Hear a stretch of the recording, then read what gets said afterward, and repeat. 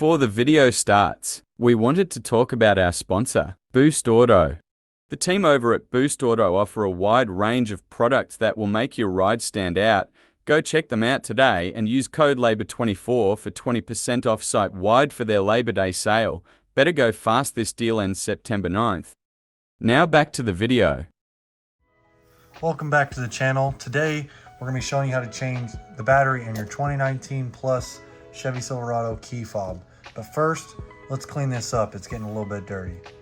Now that that's all cleaned up and looking good, we're going to move on to getting our battery out.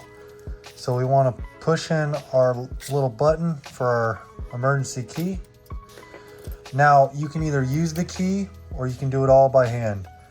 A lot of people say push in with the buttons pushed or looking down, push in this little top portion and up.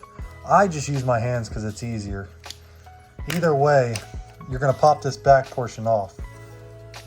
Once it's off, you got your main key and your battery. So let's pop this battery out and we'll put our new one in.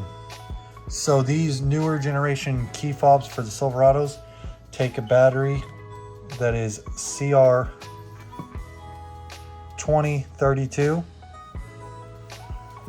and we're going to put that in the same way we took it out, with our dial facing down.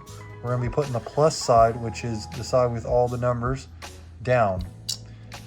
When you take this out though, you'll want a screwdriver, like a flathead or something pointy. It's a little bit difficult to get out. Getting in is pretty easy. Now we'll put this back together